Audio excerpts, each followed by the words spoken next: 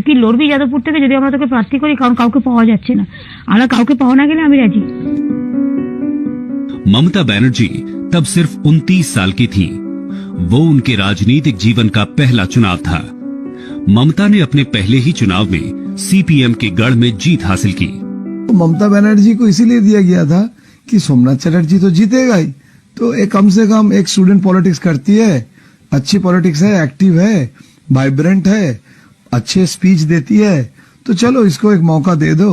वो जीतने के लिए नहीं, सिर्फ ममता बनर्जी का पॉलिटिक्स को इंसेंटिव देने के लिए सुब्रत मुखर्जी और बाकी जो लीडर्स थे वो ममता का नाम रिकमेंड किए थे। उस समय ये नहीं सोचे थे कि ममता बनर्जी भी सोमनाथ चटर्जी को हरा सकते हैं। तो हराने के बाद जो पार्लियामेंट में आई तो कहा गया था जायंट किलर ममता बनर्जी।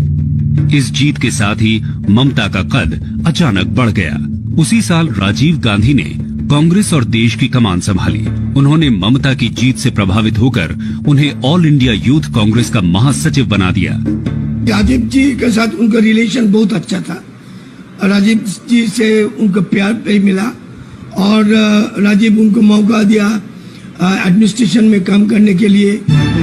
1984 से 1989 के बीच तक ममता ने पूरे बंगाल में घूम घूम कर अपनी राजनीतिक जमीन तैयार की। राज्य की वामपंथी सरकार के खिलाफ वो एक मजबूत चेहरे के तौर पर उभरने लगी। इसी का नतीजा था कि वो सीपीएम के निशाने पर आ गई। ममता जी, हमने सुना है कि वो लोग आपको मारना चाहते हैं। बताइए हम क्या कर सकते हैं आपके लिए?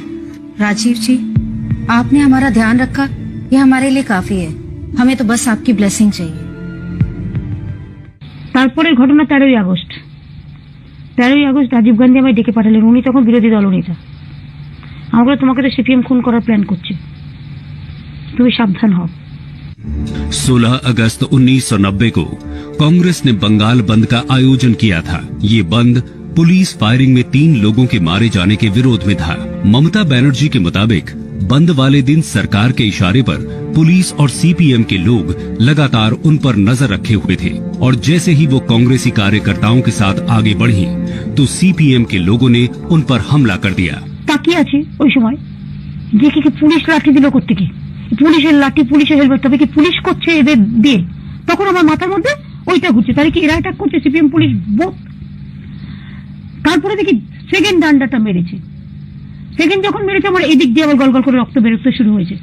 আমি দেখি আমার কাপড় পুরো রক্তে ভেসে যাচ্ছে। তারপরে দেখি থার্ড ডান্ডা তুলেছে। তখন আমি আর কিছু জানি না। আমার এই হাতটা দেখছেন তো, এই যে আলনা দেখুন, এখানে যে মোটা আলনা, এই হাতটা আমার নেই। এটা দেখুন আমার 4/3 ভাগ নেই। আমি না জানি না, অটোমেটিক্যালি আমার হাতটা নিয়ে না বসে পড়েছি। আমি জানি না ওই যে ডান্ডাটা মেরেছে এবার, ওটা ওই হাতটা পুরো থেতলে দিয়েছিল আর আমার ব্রেনটা এক চুলের জন্য বেঁচে গিয়েছিল। আমি জানি না এটা একটা অদৃশ্য সময় বাঁচিয়েছিল কিনা। इतना मार मारा उसको स्ट्रीट के ऊपर में, एकदम क्रॉसिंग के ऊपर में, और ये पुलिस का सामने ही हुआ ये घटना। उसका प्रोफ्यूज ब्लीडिंग स्टार्ट हो गया। उसमें ममता बनर्जी आम जनता के मन में ये भी साबित कर दिए थे कि अगर सीपीएम को कोई हटा ना सकते हैं, उनके लिए जो करेज ऑफ कन्विक्शन वो ममता बनर्जी के हैं। सीपीएम आज कहते हैं अगर उस दिन सीपीएम का हुलिगनिज्म अगर नहीं होते शायद ममता बनर्जी नहीं होते। इस हमले के बाद राजीव गांधी ने ममता को पश्चिम बंगाल यूथ कांग्रेस का प्रेसिडेंट बना दिया। 1991 में फिर लोकसभा चुनाव हुए तो ममता ने जाधवपुर छोड़कर दक्षिण कोलकाता से चुनाव लड़ा। वो ये चुनाव जीत गईं, लेकिन उसी साल राजीव गांधी की हत्या हो गई। ममता बनर्जी की राजनीति में राजीव गांधी की अहम भूमिका रही है। ममता खुद मानती हैं कि राजीव गांधी एक बड़े भाई की तरह हर कदम पर उनकी मदद किया करते थे। ऐसे में राजीव गांधी के बाद ममता अकेली पड़ गई। कांग्रेस के अंदर भी वो अलग थलग पड़ने लगी। हालांकि इसकी एक वजह खुद ममता का स्वभाव भी था। उनकी इमेज एक ऐसे नेता की बनने लगी थी जो तुनक मिजाज थी, जो बात बात पर धमकी देती थी, फिर चाहे वो उनके विरोधी हो या उनके अपने। नरसिम्हा राव ने ममता बनर्जी को अपनी सरकार में युवा मामलों और खेल मंत्रालय के राज्य मंत्री की जिम्मेदारी सौंपी। लेकिन 25 नवंबर 1992 को ममता ने कोलकाता के ब्रिगेड परेड ग्राउंड में एक रैली के दौरान अचानक सरकार से अपने इस्तीफे की घोषणा कर दी। ब्रिगेड परेड में एक रैली बुलाया और जिसमें इतने लोग आया कि ममता एकदम मेस्मराइज खुद बन गया कि इतने लोग आ गए हैं। और उसमें एक मृत्यु घंटा नाम दिया था कि जो डेथ बेल बजा दिया सीपीएम का और अनाउंस कर दिए हैं इमोशनली कि हम रिजाइन कर रहे हैं, सीपीएम के खिलाफ लड़ना चाहते हैं। मिनिस्ट्री का जो ठंडी घर में बैठ के मिनिस्ट्री करना वो हमको नहीं चाहिए।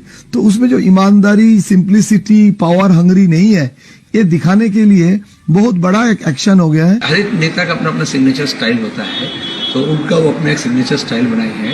लेकिन सबसे बड़ी बात यह है वो कल क्या करेंगे वो आज उन्हें भी पता नहीं है। ममता की राजनीति की शुरुआत धरना प्रदर्शनों से ही हुई थी। इसीलिए सांसद या मंत्री बनने के बाद भी उन्होंने इस तरीके को अपनी ताकत बनाए रखा। जनवरी 1993 में वो बंगाल के सचिवालय भवन यानी राइटर्स बिल्डिंग में मुख्यमंत्री ज्योति बसु के खिलाफ धरने पर बैठ गई। तब पुलिस ने जबरदस्ती उन्हें वहां से हटाया। ममता बनर्जी को चूल पकड़ के मारते मारते उसको लाल बाजार में लेके गया, हमको भी उसको साथ लेके गया और रात 2:30 से 3 बजे के अंदर उसको निकल जाने बोला पुलिस। मैं भी था उसके साथ।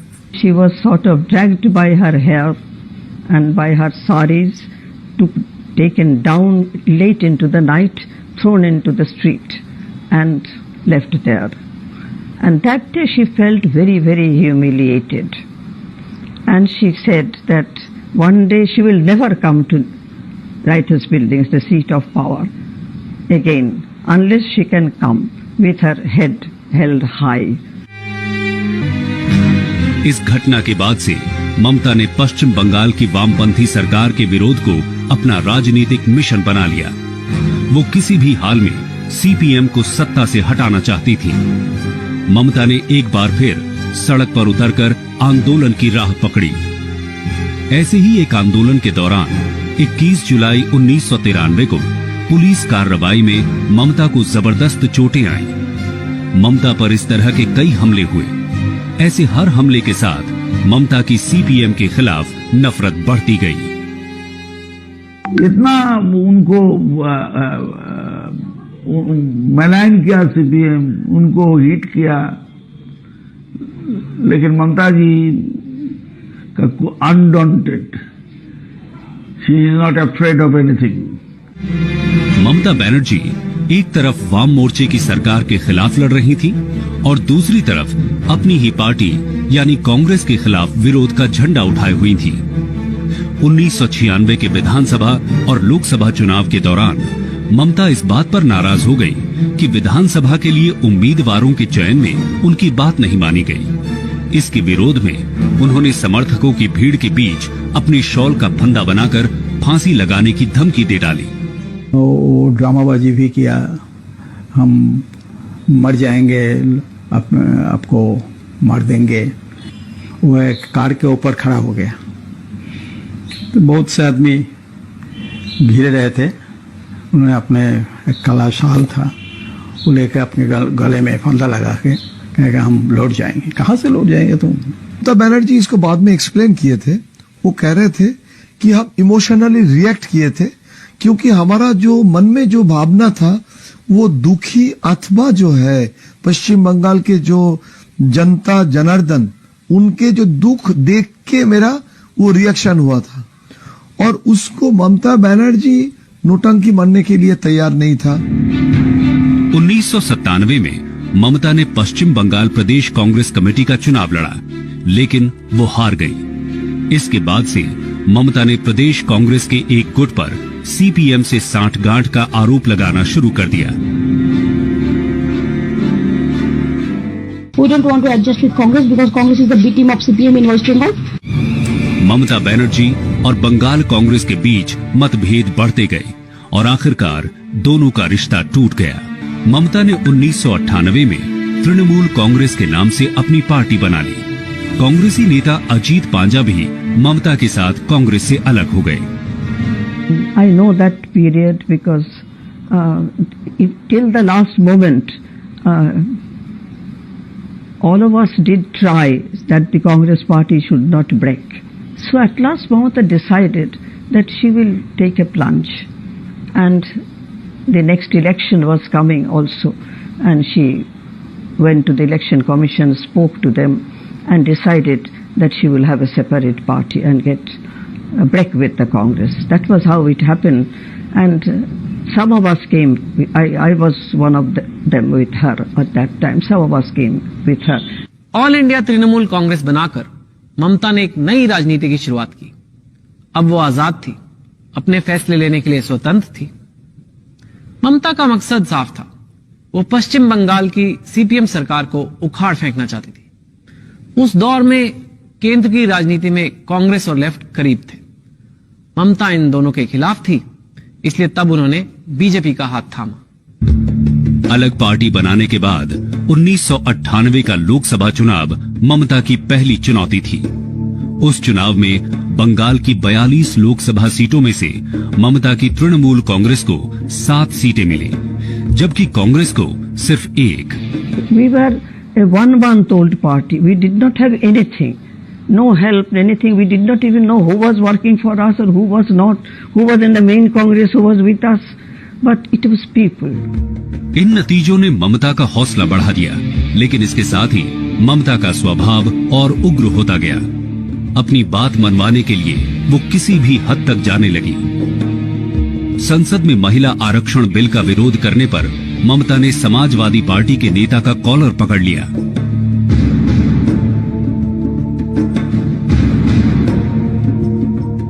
उसने मेरा कॉलर पकड़ लिया और कहा कि नहीं, ये महिला बिल से हमसे काम लेना देना था।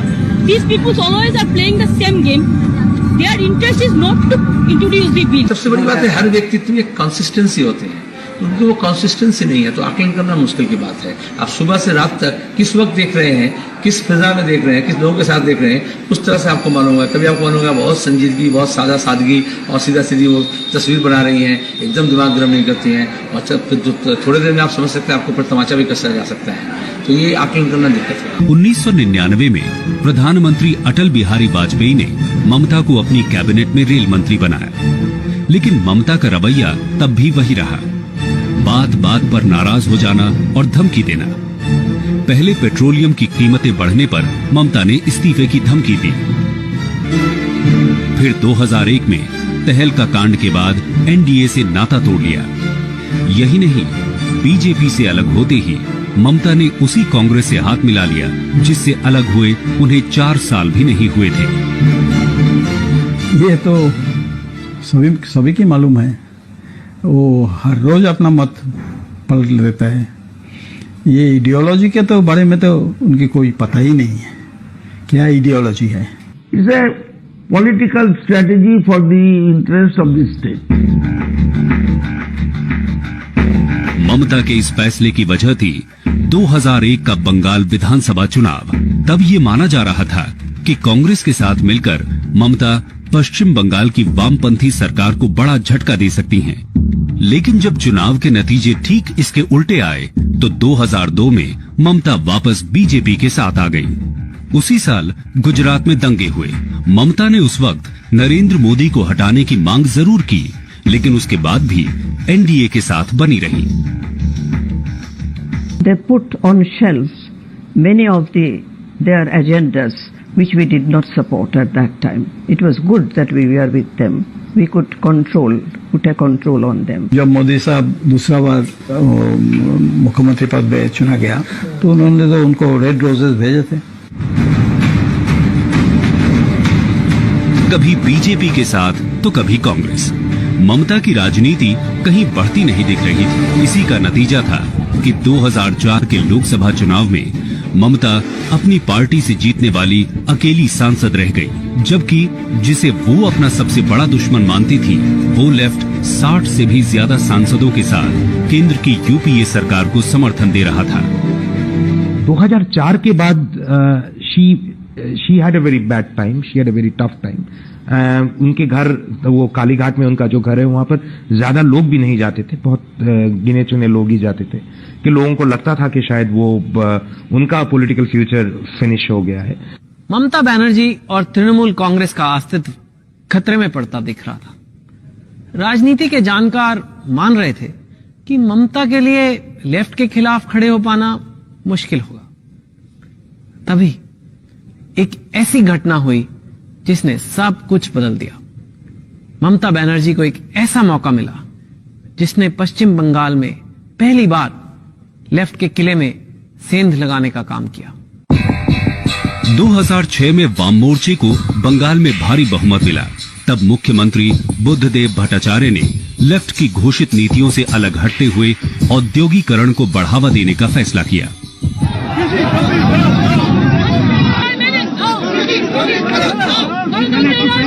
सिंगूर में टाटा की नैनो कार के लिए सीपीएम सरकार ने किसानों की जमीन अधिग्रहण का काम शुरू किया।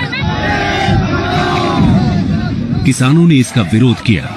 सड़क की लड़ाई लड़ने में माहिर ममता ने इस मौके का फायदा उठाते हुए सिंगूर जाने का फैसला किया, लेकिन सीपीएम सरकार ने उन्हें वहां जाने से रोक दिया। इस पर ममता ने जमकर हंगामा किया।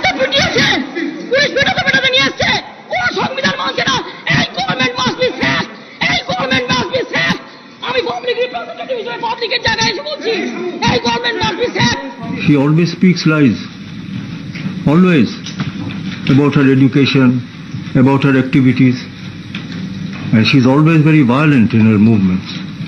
She's like that. जमीन और किसानों की लड़ाई लेफ्ट की राजनीति का आधार है, लेकिन ममता ने इसे ही लेफ्ट के खिलाफ अपना हथियार बना लिया। सिंगूर के किसानों के पक्ष में ममता दिसंबर 2006 में अनशन पर बैठ गई। 26 दिनों तक वो भूख हड़ताल पर बैठी रही। अब तक ममता से दूर रहने वाले पश्चिम बंगाल के बुद्धिजीवी और वामपंथी रुझान के लोग इस आंदोलन की वजह से ममता के साथ जुड़ने लगे।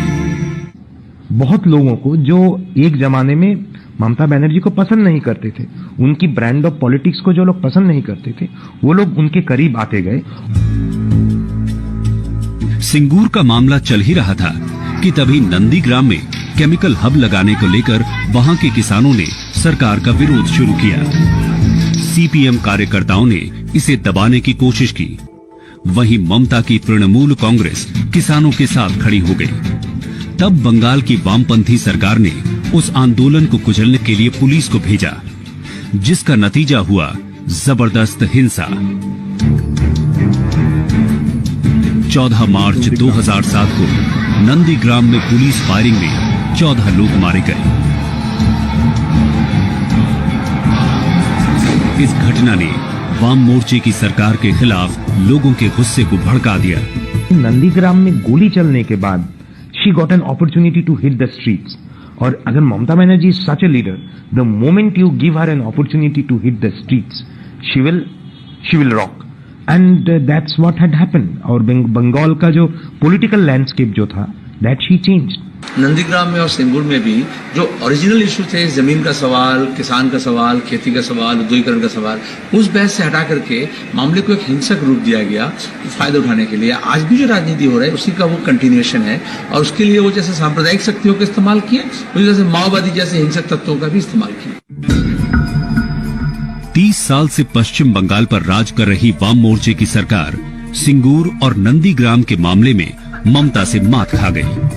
लेफ्ट के खिलाफ लोगों में जो गुस्सा दबा हुआ था, उसे ममता ने हवा दे दी। আমরা লড়বো, আমরা করবো, আমরা পরিবর্তন আনবো, আমরা মামাটি মানুষকে ভালোবাসবো। स्ट्रीट फाइटर ममता बनर्जी बंगाल में एक मास लीडर के तौर पर उभरने लगी। किसानों और गरीबों के साथ साथ तब तक लेफ्ट पर भरोसा करने वाले शहरी लोगों ने भी ममता को एक विकल्प के तौर पर देखना शुरू कर दिया। बंगाल के जिस एलीट क्लास के लिए ममता अपने देसी अंदाज की वजह से एक पॉलिटिकल लीडर के खांचे में फिट नहीं होती थी, वो भी ममता के साथ जुड़ गए। ये ममता की राजनीति का एक बड़ा टर्निंग पॉइंट था। 2008 में 2 बड़ी घटनाएं हुई जिन्होंने ममता को और मजबूत बना दिया। तृणमूल कांग्रेस ने पंचायत चुनाव में बड़ी जीत हासिल की। वहीं केंद्र में न्यूक्लियर डील के मुद्दे पर लेफ्ट यूपीए से अलग हो गया। ममता ने इसका फायदा उठाया और 2009 में एक बार फिर कांग्रेस के साथ मिलकर लोकसभा चुनाव लड़ा। नतीजा ये हुआ कि 2004 में सिर्फ 1 सीट जीतने वाली ममता की तृणमूल कांग्रेस को 19 सीटें मिली, जबकि सीपीएम सिर्फ 16 सीटों में ही सिमट गई। अपनी पॉलिसीज के थ्रू, अपने मूवमेंट्स के थ्रू उन्होंने लेफ्ट का जो स्पेस था वो उन्होंने ले लिया। सो उसी लिए that was one of the reasons, because वो किसानों की बात करती रही, वो मजदूरों की बात करती रही, गरीब लोगों की बात करती रही, पिछड़े वर्ग के लोगों के बारे में बात करती रही, मुसलमान लोगों के बारे में बात करती रही। ये जो सेट जो है ये तो हर वक्त लेफ्ट का मेन टारगेट ऑडियंस रहा। तो ममता बनर्जी ने अपने मूवमेंट के थ्रू इन लोगों को अपने पास ले लिया और उसका एक बहुत बड़ा इंपैक्ट रहा। इस नई ताकत के साथ ममता ने एक बार फिर कांग्रेस से हाथ मिलाया और 8 साल बाद वो दोबारा रेल मंत्री बनी। ममता को लगने लगा था कि अब बंगाल की गद्दी उनसे ज्यादा दूर नहीं है, इसीलिए रेल मंत्री रहते हुए उन्होंने बंगाल का खास ख्याल रखा। 2010 में रेल बजट पेश करने के दौरान जब उनकी घोषणाओं पर सवाल उठे तो ममता भड़क गई।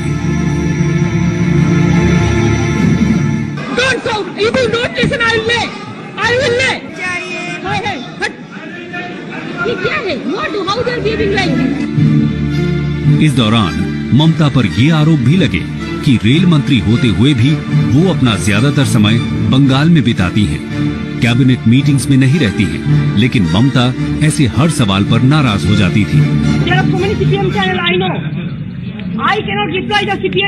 थोड़ा डिफिकल्ट, अनकंफर्टेबल क्वेश्चंस जो हैं वो ममता बनर्जी को बहुत पसंद नहीं है। जो हालांकि वो हर वक्त कहती हैं कि आप मुझे डिफिकल्ट क्वेश्चन कर सकते हैं, अब मैं आंसर देने के लिए तैयार हूं, लेकिन ये डिफिकल्ट क्वेश्चंस के लिए वो हर वक्त तैयार नहीं रहती है। ममता की नजर 2011 में पश्चिम बंगाल में होने वाले विधानसभा चुनाव पर थी, इसीलिए केंद्र में मंत्री रहते हुए वो बंगाल में परिवर्तन का नारा दे रही थी।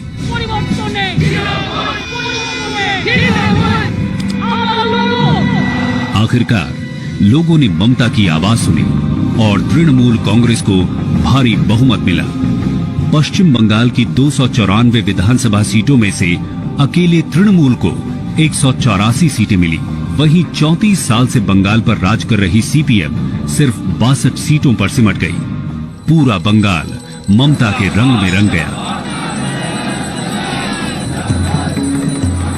ममता बनर्जी ईश्वरेर नामे शपथ करितेछि। 18 साल पहले ममता बनर्जी को राइटर्स बिल्डिंग से उठाकर बाहर फेंक दिया गया था। तब ममता ने कहा था कि वो तभी वहां जाएंगी जब अपना सर उठाकर वहां जा सके। ऐसा ही हुआ। 18 साल बाद 2011 में ममता बनर्जी मुख्यमंत्री के तौर पर राइटर्स बिल्डिंग के सीएम ऑफिस में गई। सड़क से सत्ता तक के सफर में ममता की छवि एक ऐसे नेता की थी जो किसी से डरती नहीं है, लेकिन ममता की यही ताकत उनकी कमजोरी भी बन रही थी। मुख्यमंत्री बनने के बाद उन पर तानाशाही तरीके से पार्टी चलाने के आरोप लगते रहे। हम उनके बहुत नजदीक थे। उस टाइम में भी हमने मार्क किया क्या उनका एटीट्यूड जो है वो डिक्टेटोरियल है, और एक बार मुंह से कुछ कह दिया, दूसरा बार उसको बारे में दूसरा कोई सोच नहीं है, कोई डिसेंटिंग ओपिनियन किसी को साहस नहीं है या कोई कहे। She is not an autocratic. We have regular working committee meetings. She was moody, but she realized through her experiences. Today she is a totally matured politician in India. पश्चिम बंगाल की मुख्यमंत्री बनने के बाद भी ममता यूपीए का हिस्सा बनी रही। इसकी बड़ी वजह थी कि उन्हें बंगाल में शासन चलाने के लिए केंद्र की मदद की जरूरत थी। जब ममता को ये लगने लगा कि केंद्र की सरकार बंगाल को आर्थिक पैकेज देने में आनाकानी कर रही है, तो वो कांग्रेस से अलग होने का रास्ता ढूंढने लगी। सितंबर 2012 में जब केंद्र सरकार ने डीजल के दाम बढ़ाने के साथ सिलेंडर का कोटा तय कर दिया और फिर एफडीआई को मंजूरी दी, तो ममता को वो मौका मिल गया। यूपीए 2 में हम लोग नहीं रहेंगे और हमारा जो 5 मिनिस्टर है ये लोग एक साथ में जाएंगे और प्राइम मिनिस्टर का पास उसको रेजिग्नेशन लेटर सौंप के आएंगे। ममता ने एक बार फिर कांग्रेस से किनारा कर लिया। उस वक्त महंगाई और भ्रष्टाचार की वजह से देश भर में कांग्रेस के खिलाफ लोगों का गुस्सा बढ़ रहा था। जाहिर है ममता ऐसी सरकार के साथ रहकर अपना राजनीतिक नुकसान नहीं चाहती थी। लेकिन सवाल यह था कि 2014 के चुनाव के लिए ममता कौन सा नया राजनीतिक समीकरण बनाएंगी। हम कांग्रेस को भी सपोर्ट नहीं करेंगे, बीजेपी को भी सपोर्ट नहीं करेंगे और जो लोग इन लोगों का साथ दिए वो लोग भी सपोर्ट नहीं करेंगे। सवाल उठता है कि क्या अकेले अपने दम पर ममता इतनी ताकतवर बन सकती हैं कि वो 7 रेस कोर्स रोड के दावेदारों की रेस में शामिल हो सके। हालांकि ममता ने अब तक खुलकर अपनी दावेदारी पेश नहीं की है, लेकिन उन्हें यह भरोसा जरूर है कि प्रधानमंत्री कौन बनेगा इस फैसले में उनकी अहम भूमिका होगी। यानी चुनाव के बाद वो किंग मेकर बन सकती हैं। ममता को ये भरोसा इसलिए है क्योंकि अकेले पश्चिम बंगाल में 42 लोकसभा सीटें हैं। एबीपी न्यूज नीलसन के सबसे ताजा ओपिनियन पोल के मुताबिक ममता को इनमें से 28 सीटें मिल सकती हैं। ऐसे में चुनाव के बाद उन्हें नजरअंदाज करना मुश्किल होगा। यही वजह है कि प्रधानमंत्री पद के बीजेपी उम्मीदवार नरेंद्र मोदी ने भी जब बंगाल में चुनावी रैली की तो वो ममता को लेकर नर्म रहे। इस बार सबके सब सांसद कमल के निशान पर विजयी बना करके भेजिए, आपको डबल फायदा है, 3 गुना फायदा है, 3 गुना। एक, यहां ममता जी को आपने परिवर्तन के लिए बिठाया है, वो विकास का काम करेगी। दिल्ली में आप मुझे बिठाओगे, मैं विकास का काम करूंगा, और मेरे ऊपर प्रणव दादा बैठे होंगे, वो तो आप ही के हैं। तो आपको 3-3 फायदा है, 3-3 फायदा। नरेंद्र मोदी ने अपने इस बयान में बहुत ही सफाई से ममता की तारीफ भी कर दी और उन्हें प्रधानमंत्री की रेस से बाहर भी कर दिया। लेकिन ममता जब दिल्ली गई तो उन्होंने नरेंद्र मोदी को सीधे निशाने पर लिया। कितना है गुजरात में, आप कंपेयर करो इसको। खाली झूठा बातों पे पैसा देके किसी को फिट करते हैं। जाहिर है गुजरात के विकास पर सवाल उठाकर ममता मोदी की दावेदारी को चुनौती दे रही हैं। इसीलिए उन्होंने भी मोदी पर वही आरोप मढ़ दिया जो मोदी के विरोधी उन पर लगाते रहे हैं। आपका पास तो बहुत रुपया है, बहुत बदौलत है, और आप लोगों को फेस एक कम्युनल फेस है। गुजरात का आदमी नहीं, गुजरात का लीडर। सवाल उठता है कि मोदी ममता के निशाने पर क्यों हैं?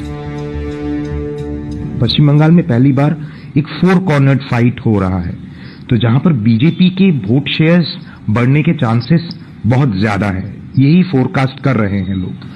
तो इसीलिए ममता बनर्जी के लिए आज की तारीख में BJP has become the enemy number 1, because उनका परफॉर्मेंस कितना अच्छा होगा या बुरा होगा, दैट वो उसके साथ एक 1-to-1 कॉरेस्पॉन्डेंस है कि माइनॉरिटी कम्युनिटी उन्हें वोट कर रही है या नहीं कर रही है। 30% मुस्लिम वोट जो है उसको ध्यान में रखते हुए ममता बनर्जी आज फेडरल फ्रंट की बात करते हैं, नॉन कांग्रेस नॉन बीजेपी की बात करते हैं, और वो बीजेपी मोदी के साथ जो कम्युनलिज्म का जो मुद्दा है, गोधरा का कांड का जो मुद्दा है, उसके साथ अपने आप को जोड़ना नहीं चाहते हैं।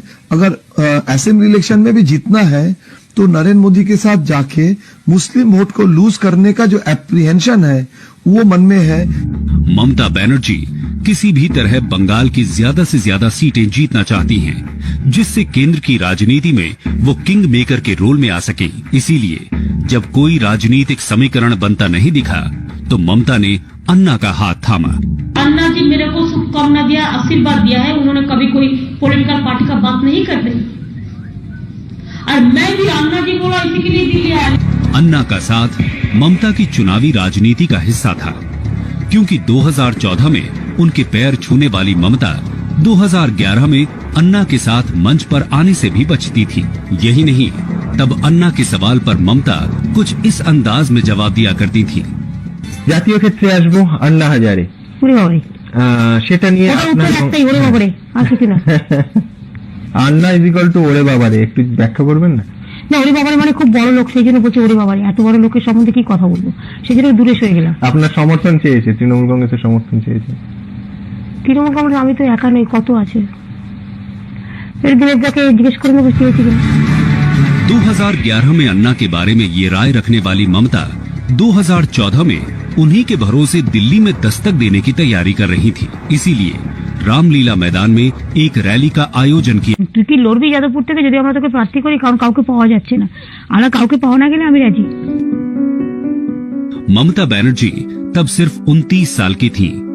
वो उनके राजनीतिक जीवन का पहला चुनाव था। ममता ने अपने पहले ही चुनाव में सीपीएम के गढ़ में जीत हासिल की। ममता बनर्जी को इसीलिए दिया गया था कि सोमनाथ चटर्जी तो जीतेगा ही, तो एक कम से कम एक स्टूडेंट पॉलिटिक्स करती है, अच्छी पॉलिटिक्स है, एक्टिव है, वाइब्रेंट है, अच्छे स्पीच देती है, तो चलो इसको एक मौका दे दो। वो जीतने के लिए नहीं, सिर्फ ममता बनर्जी का पॉलिटिक्स को इंसेंटिव देने के लिए सुब्रत मुखर्जी और बाकी जो